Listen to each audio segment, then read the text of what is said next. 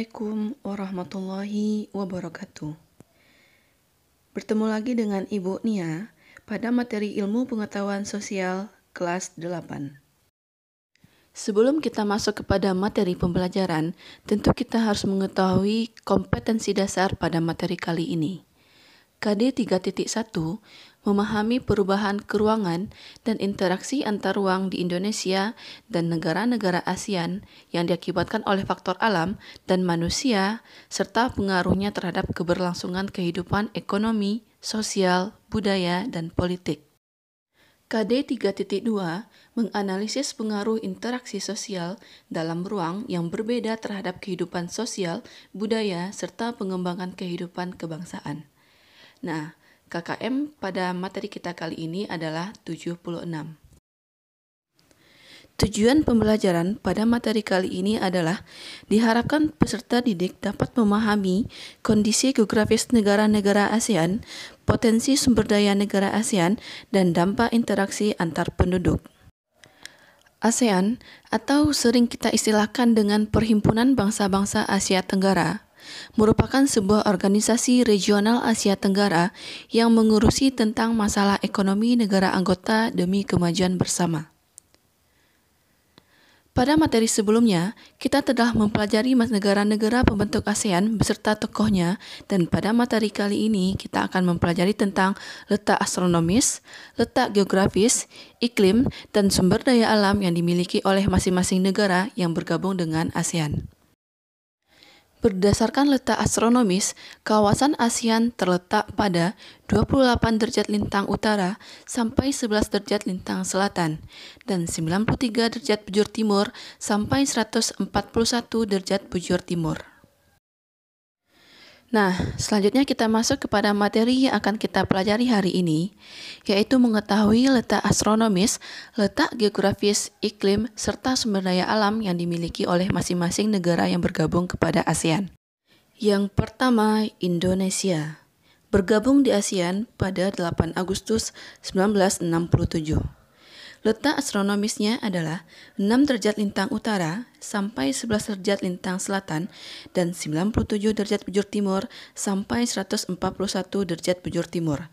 Sehingga dengan letak pada posisi ini, Indonesia memiliki iklim tropis dan terletak di antara benua Asia dan benua Australia serta Samudra Hindia dan Samudra Pasifik. Penduduk Indonesia terdiri atas 250 suku bangsa dan pada tahun 2020, jumlah penduduk Indonesia hingga Desember 2020 mencapai 271.349.889 jiwa. Komoditas ekspor negara Indonesia meliputi gas alam, hasil hutan, tekstil, serta hasil pertanian dan peternakan. Dan komoditas impor meliputi minyak, perlengkapan industri, farmasi, dan kimia, serta barang elektronik dan otomotif. Yang kedua, Filipina. Bergabung di ASEAN pada 8 Agustus 1967. Letak astronomis negara Filipina adalah 4-19 derajat lintang utara dan 117 derajat sampai 126 derajat bujur timur. Sehingga negara Filipina berada pada letak ini memiliki iklim tropis serta suhu 24-30 derajat Celcius. Dilihat berdasarkan letak geografisnya, batas utara negara Filipina adalah Laut Filipina, batas timurnya adalah Samudra Pasifik, batas baratnya Lautan Cina Selatan, dan batas selatan adalah negara Indonesia. Jumlah penduduk Filipina di tahun 2020 mencapai kurang lebih 109.581.078 jiwa. Dan sumber daya alam yang terdapat di Filipina antara lain kayu, minyak bumi, nikel, dan lain-lain. Sehingga negara Filipina merupakan negara penghasil kopra terbesar di dunia. Selanjutnya negara Singapura. Bergabung di ASEAN pada 8 Agustus 1967. Letak astronomisnya 1,11 sampai 1,28 derajat lintang utara dan 103 sampai 104 derajat bujur timur. Sehingga dengan letak pada ini, Singapura memiliki iklim tropis dengan suhu 26 derajat Celcius. Secara geografis, batas utara negara Singapura adalah Selat Johor, batas timur Selat Singapura, batas barat Selat Johor, dan batas selatan negara Singapura adalah Selat Singapura. Jumlah penduduk Singapura pada tahun 2017 sekitar 5.708.844 jiwa. Singapura merupakan satu-satunya negara maju di ASEAN, dan Singapura tidak memiliki banyak sumber daya alam. Oleh karena itu, Singapura mengembangkan negaranya pada sektor pariwisata dan perdagangan. Yang keempat, Malaysia bergabung di ASEAN pada 8 Agustus 1967. Letak astronomis negara Malaysia adalah 1 derajat lintang utara sampai 7 derajat lintang selatan dan 99 derajat bujur timur sampai 119 derajat bujur timur. Sehingga dengan berada pada letak ini, Malaysia memiliki iklim tropis dengan suhu rata-rata 27 derajat Celcius. Jumlah penduduk Malaysia sekitar 32.843.500 per Juli 2021. Malaysia termasuk kepada negara agraris karena daratan aluvial yang subur menghasilkan padi sebagai pangan utama. Pengolahan timah terbesar di Asia Tenggara terdapat di Penang, Malaysia. Yang kelima, negara Thailand bergabung di ASEAN 8 Agustus 1967. Letak astronomisnya 6-21 derajat lintang utara dan 97-106 derajat bujur timur. Sehingga dengan berada pada letak ini, Thailand memiliki iklim tropis dengan suhu 27 derajat Celcius. Secara geografis, batas utara negara Thailand adalah Laos dan Myanmar, batas timur Laos dan Kamboja, batas barat Myanmar dan Laut Andaman, dan batas selatan adalah negara Malaysia dan Teluk Siam. Jumlah penduduk Thailand pada 2017 sekitar 69.037.513 jiwa. Dan Thailand merupakan negara yang tidak pernah dijajah oleh bangsa lain, sehingga disebut dengan negara Muang Thai, yang artinya negara kebebasan.